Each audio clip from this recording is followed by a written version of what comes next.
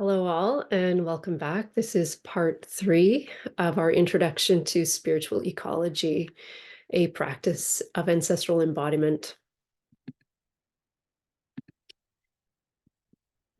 I want to finish this series by just speaking to how so many have gone uninitiated into the reality of a relational world and long to reclaim an ancestral wisdom of belonging. But with so few intact lineages left to us now, we're often at a loss as to how we reconnect with traditions that evolved from the worldview of other times and places without diminishing their power and intent by practicing them out of context. How we approach such practices from an understanding that tradition means a delivering up, a handing down, a surrendering over of teachings to be interpreted by and made relevant to present generations so that they remain a living expression of our relationship to life. How we reject reconstructionist and reductionist treatments of these traditions so that they do not become performative or transactional. And how we bond with the land we find ourselves on and the traditions that arose from it in ways that do not appropriate or colonize. The integrity of these intentions rests on beginning where all ancestral traditions first arose from, a deep embodiment with the cycles, the spiritus, the breath of place. Our restoration back into this shared spiritual ecology starts, as artist and educator Martine Prachtel puts it, with becoming indigenously at home right in the lost place where we have drifted to. A respiration with interbeing. We need to look no farther than the daily solar, monthly lunar, and yearly celestial cycles, the seasons and their directional weather patterns, the landscape and its features, flora and fauna, and the elements.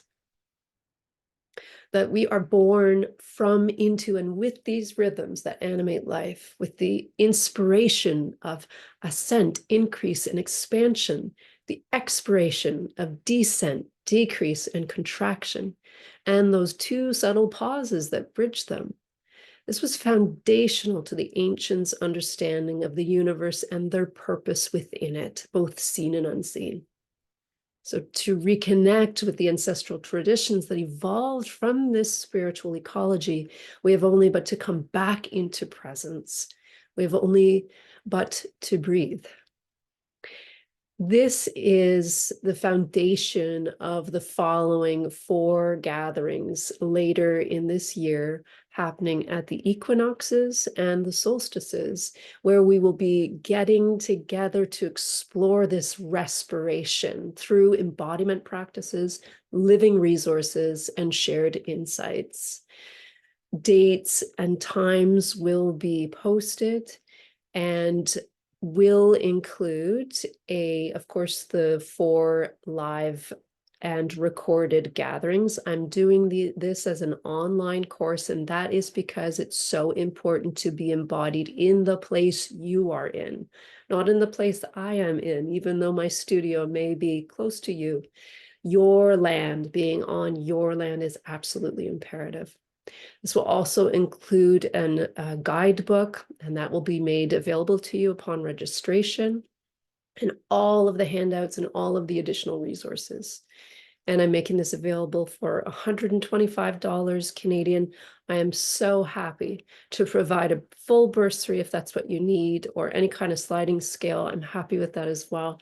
My most important, I think, calling is to provide this and let it be offered to you however that needs to look for you right now. That's fine by me. I want to show you a final resource here, but first, before we do that, coming back to Stephen Jenkinson's quote, being at home in a given place means having an enduring recognition and knowledge of that place, and finding your clan identity in that endurance.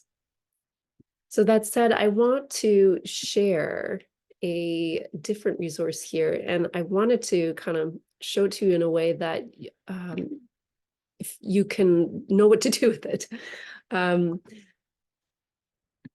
Oops, let me just make sure you've got the right one. Make sure that I'm sharing the right page here. Yes. So I'm going to make available to you this breath of the year.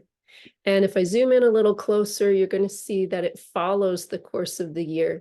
This resource is based on the wonderful, wonderful work of Anne Forbes.